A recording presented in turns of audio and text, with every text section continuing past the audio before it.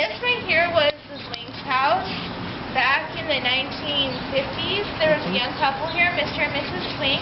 They were a very young, loving couple, except for Mr. Swink had a bad habit, which was more or less a dark secret, which he liked to drink a lot.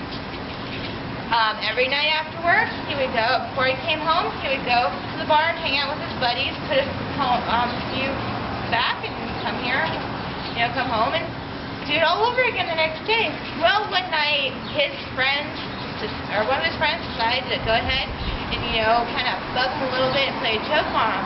He was like, hey, Mr. Swink, you know what, that hot, pretty young wife of yours, well, that day I missed work, I came here and we had some fun together. Well, Mr. Swink didn't like that very much because, he was a jealous man. So, what he did, just kept put him in back, drink more than he usually did. His friends, kept doing it, until finally he made his way home, where he stopped in a local liquor store and bought some more alcohol, came back home, and when he came home, his wife was right here, just sitting in a rocking chair, just doing her needlework. He didn't say anything here. Came up the stairs, walked right past her, went in the house, went into the back, started drinking some more. And the more he drank, the angrier he got. He just kept drinking, it kept festering in his mind. His best friend and his wife, and just kept going on and on until finally he ate him up alive, and he went, grabbed his shotgun, came out here.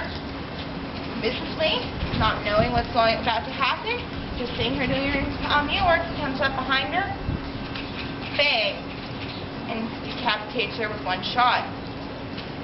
Well, after that, went back into the house, sat down, had a few more drinks before he turned the shotgun onto himself and killed himself. This is actually not the original location of the Swink house. It used to be located a few miles up the road.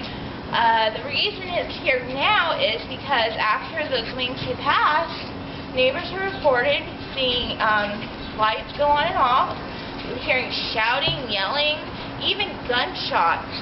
And they would call the Harris County Police Department. They come out here, nothing's going on. And it finally got to the point where the police were like, nope, no more, we're not coming out there anymore. If you want something done about this house, you do it yourself. So, the neighbors pulled together, probably had a big yard sale or something, and got enough money to have the Swink house moved to here where it is now. Since it's been gone, they haven't reported anything, but of course, like with Puffle Bellies, they came with it.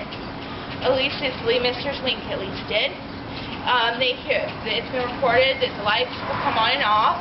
People will hear yelling and shouting, disturbances, and even a few times gunshots. And so let us go on to our next. I went down off this porch.